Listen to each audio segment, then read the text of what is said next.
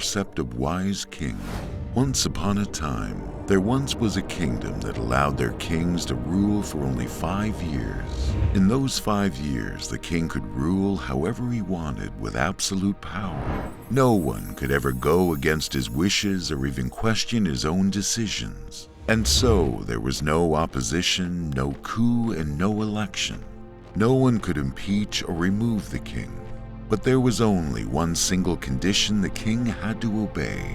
Once the 5-year term was over, the king gets exiled away from the kingdom. They would bring him across the river to the other side where no one dares to go, an area often referred to as the dark wilderness. And so came the very first king. For his entire 5 years, he was enjoying everything he had. No one questioned his decisions, mistakes, or sheer indolence. But when his 5 years were finally over, the king was immediately escorted out across the river to be exiled alone into the dark wilderness. Upon their arrival at his new destination, he realized the reality of his terrible situation, but it was all too late. The first king was never seen again.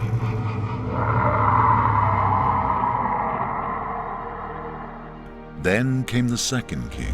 Realizing what happened with the previous king, he developed an intense fear.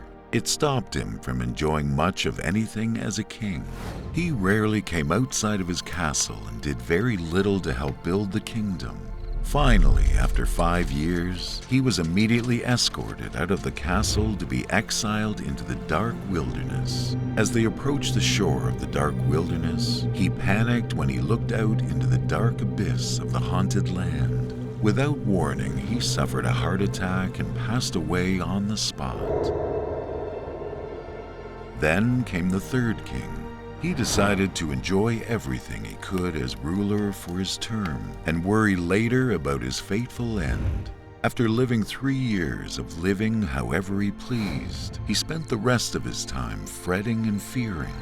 He too met the same fate as the previous kings. Just like the other kings, that was the very last time anyone has seen him. Then came the fourth king, who this time was wise and discerning. He thought a lot about what had happened to the previous kings and what he could learn from their mistakes. And so, during his entire 5 years of being king, he ruled with fairness, care, and righteousness, while at the same time learned to enjoy all the royal comforts. Everyone in the kingdom began to love him, for they were pleased to see how much he cared for his people and went the extra mile to help their economy grow with great prosperity. After 5 years, everyone in the kingdom loved him. They opposed the idea of having him exiled. They pleaded with him to stay, crying out so he won't go into the dark wilderness like the other kings that never made it out. Being filled with honor, he went ahead with the original condition of the kingdom with being exiled. His people even had the boat which was to carry him to the other side of the river, decorated beautifully. On the way, the boatman was surprised to see the peace in the king's eyes and asked, "O king, why are you so calm? All the others whom I took before you were so miserable. Do you know what horror awaits you on the other side of this river?"